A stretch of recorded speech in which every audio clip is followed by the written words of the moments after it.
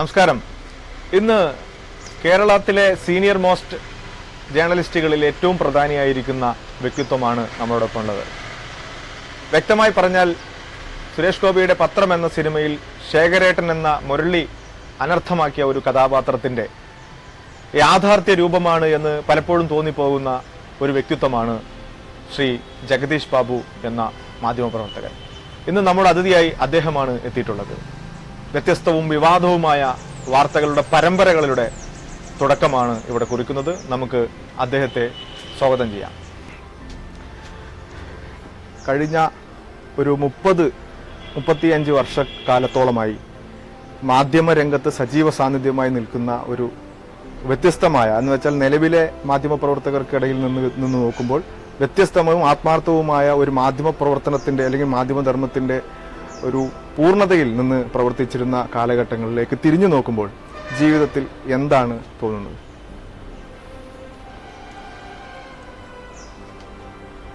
പത്രപ്രവർത്തകൻ എന്ന നിലയിലായാലും സ്വകാര്യ ജീവിതത്തിലായാലും നിരാശ ഇല്ല. കാരണം ആഗ്രഹങ്ങൾ ഒരുപാടുള്ള മനുഷ്യർക്കാണ് നിരാശയുണ്ടാവുക. എന്നെ സംബന്ധിച്ചിടത്തോളം ഞാൻ പത്രപ്രവർത്തകനാകണം എന്നാഗ്രഹിച്ച് ഈ രംഗത്തേക്ക് കടന്നു വന്ന ആളല്ല. രാഷ്ട്രീയ പ്രവർത്തകനായി നടക്കുന്ന കാലത്ത് പത്രപ്രവർത്തന രംഗത്തേക്ക് കടന്നു വരികയായിരുന്നു. അങ്ങനെ സംഭവിച്ചതാണ്. യഥാർത്ഥത്തിൽ പത്രപ്രവർത്തനം ആരംഭിക്കുന്നത് കോളേജ് വിദ്യാഭ്യാസ കാലത്താണ്.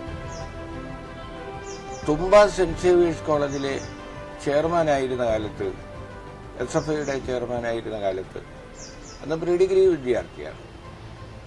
കോളേജ് മാഗസിൻ ടീച്ചർ കുടുംബകാര്യങ്ങളുമായി ബന്ധപ്പെട്ട് അയാൾക്ക് കോളേജിൽ വരാൻ കഴിയാതായി. അങ്ങനെ ചെയർമാനായ എനിക്ക് സെന്റ് സേവിയേഴ്സ് കോളേജിൻ്റെ മാഗസിൻ കൂടി പ്രസിദ്ധീകരിക്കുന്ന ചുമതല വന്നു.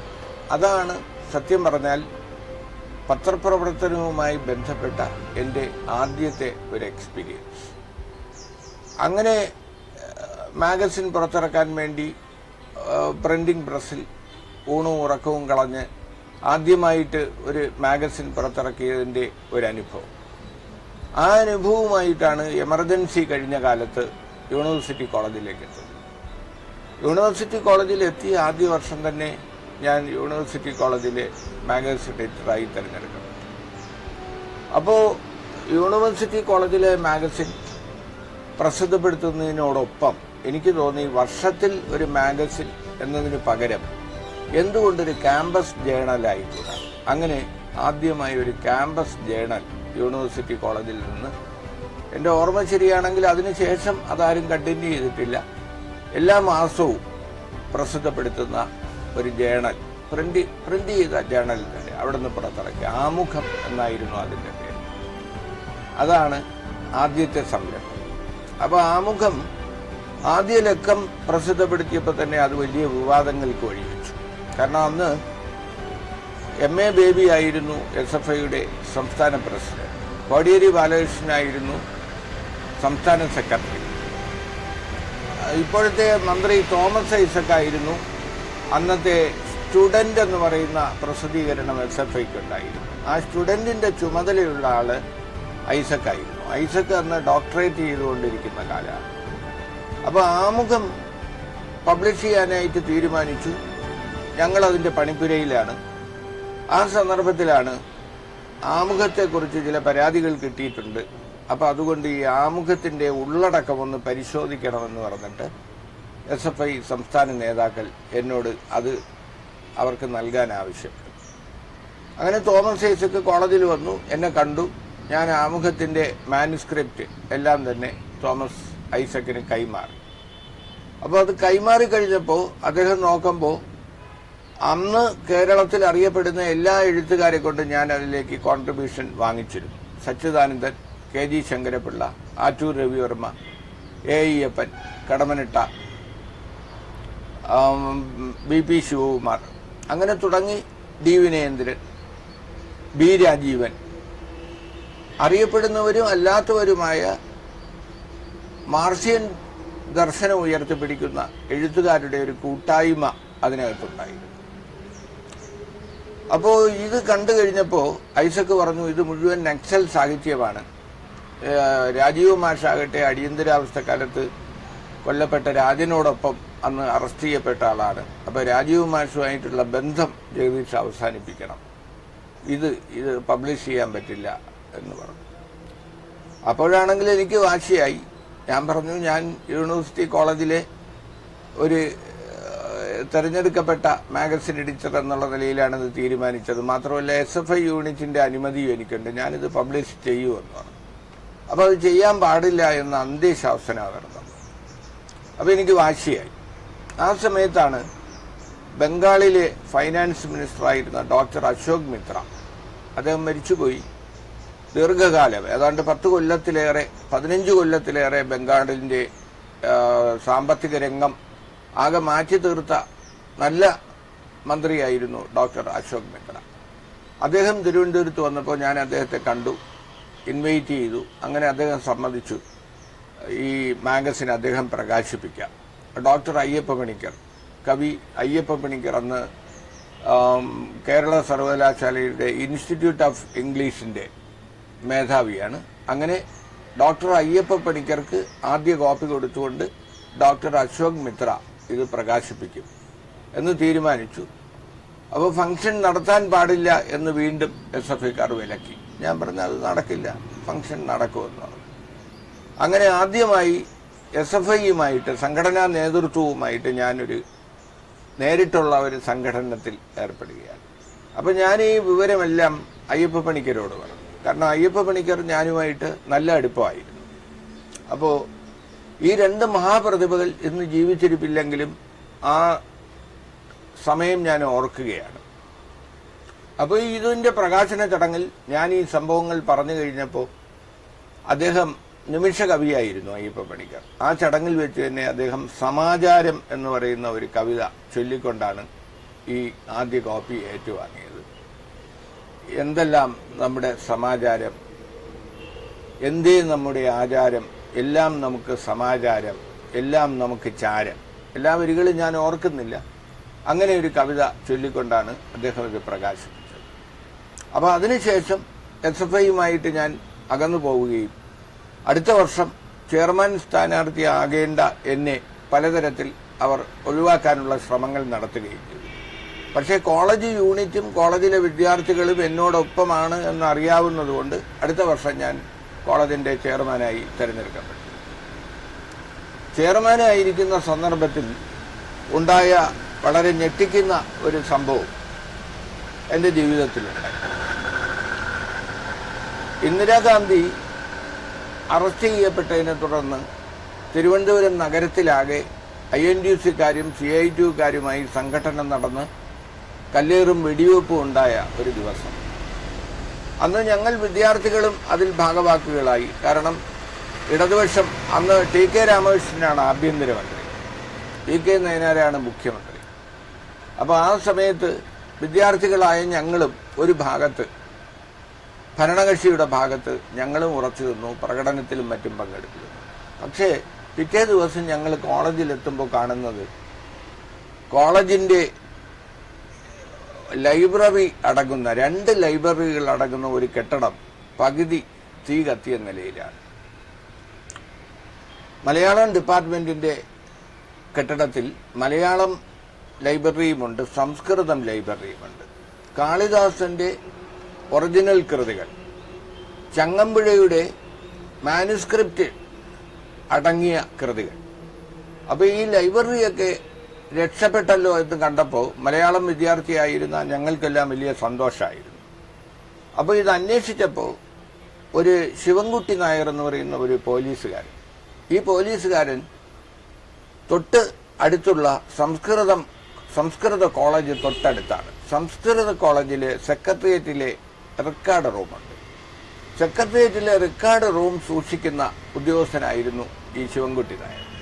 അപ്പോൾ ഈ തീ ആളി പടരുന്നത് കണ്ടിട്ട് ശിവൻകുട്ടി നായർ ഫയറിനെ വിളിക്കുകയും ഫയർഫോഴ്സ് വന്ന് തീ അണയ്ക്കുകയും ചെയ്തു. അപ്പോൾ ഞങ്ങൾക്ക് ഭയങ്കര സന്തോഷമായി. കാരണം ചങ്ങമ്പുഴയുടെ കവിതകൾ, അതുപോലെ കാളിദാസ കൃതികൾ എല്ലാം നമുക്ക് തിരിച്ചു കിട്ടിയല്ലോ എന്നുള്ള സന്തോഷത്തോടു കൂടി ഈ പോലീസുകാരനെ ഒന്ന് അഭിനന്ദിക്കാൻ ഞങ്ങൾ തീരുമാനിച്ചു. അങ്ങനെ ഒപ്പം തന്നെ കോളേജ് യൂണിയൻ ചെയർമാൻ എന്നുള്ള നിലയിൽ ഞങ്ങൾ യൂണിയൻ വിളിച്ചു കൂട്ടി, SFI യൂണിറ്റ് കൂടി ഈ പോലീസുകാരനെ അഭിനന്ദിക്കാൻ തീരുമാനിച്ചു. അപ്പോൾ അന്ന് എനിക്ക് എൻ്റെ ഓർമ്മ ഡോക്ടർ NI ജോസഫ് ആയിരുന്നു പ്രിൻസിപ്പാൾ. അപ്പോൾ ഡോക്ടർ NI ജോസഫിനോട് പറഞ്ഞു, അവർക്കും സന്തോഷമായി. അങ്ങനെ ആദ്യമായിട്ട് ഞാനൊരു IPSകാരനുമായിട്ട് ഇടപെടുന്നത് ആ സന്ദർഭത്തിലാണ്. കാരണം പോലീസുകാരന് എന്തെങ്കിലും പരസ്യമായി ഒരു പാരിതോഷികം സ്വീകരിക്കണമെങ്കിൽ കമ്മീഷണറുടെ അനുമതി വേണം.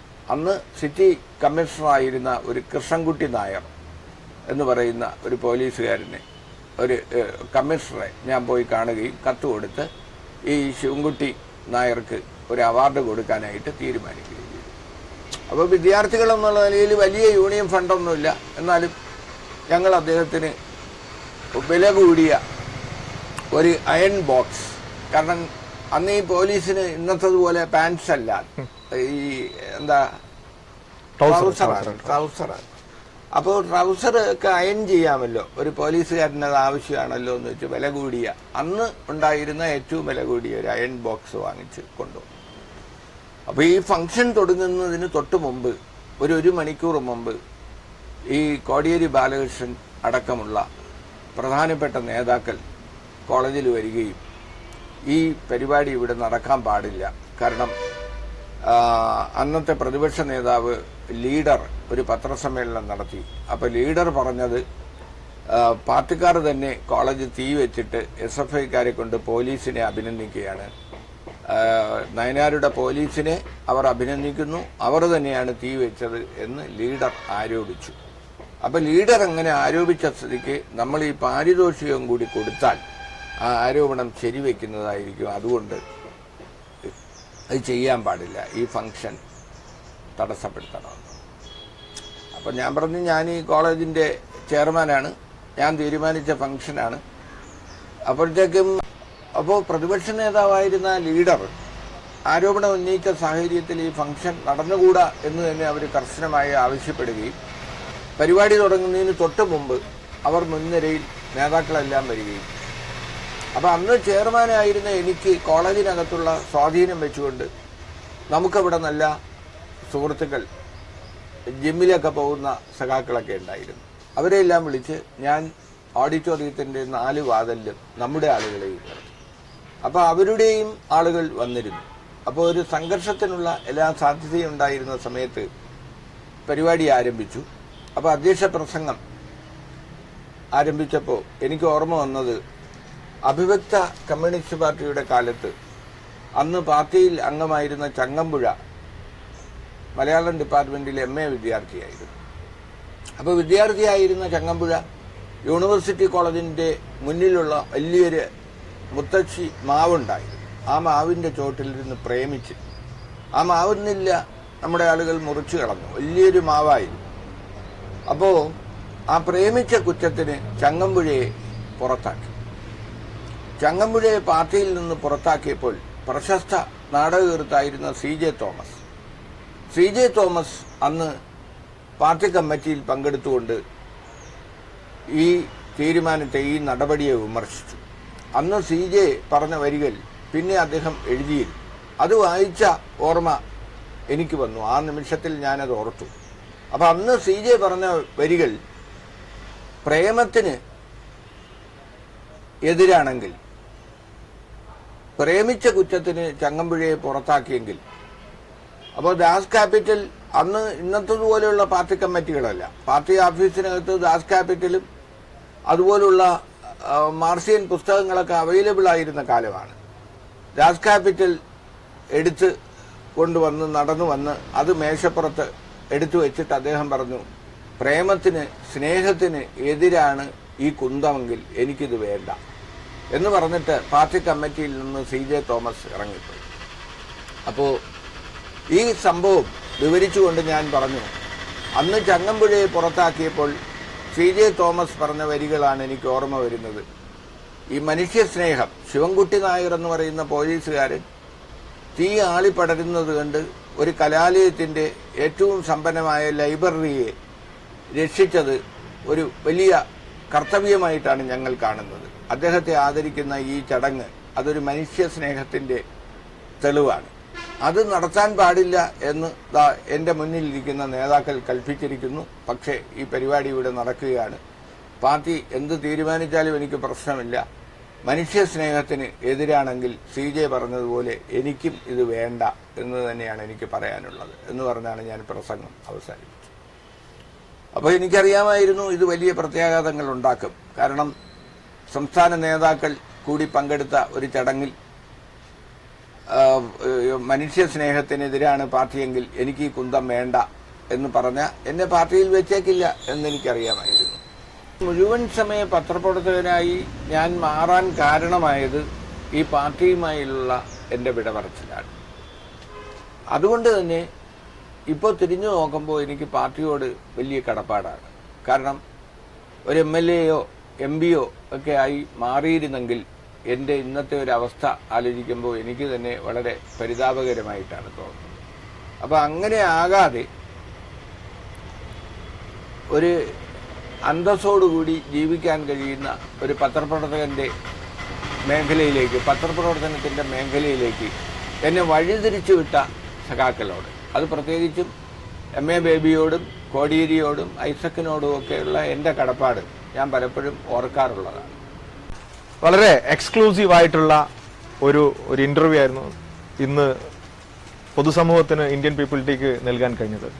വരും ദിവസങ്ങളിൽ ഇതിനേക്കാൾ ഞെട്ടിക്കുന്ന പല യാഥാർത്ഥ്യങ്ങളും സത്യങ്ങളും വിളിച്ചു പറയുന്ന ഒരു നേരിന്റെ നാവായി കൂടുതൽ വിവാദങ്ങളുടെയും വിഷയങ്ങളുടെയും വാർത്തകളിലേക്ക് നമുക്ക് കൊണ്ടുപോകാൻ കഴിയും എന്ന് തന്നെ പ്രതീക്ഷിക്കുന്നു.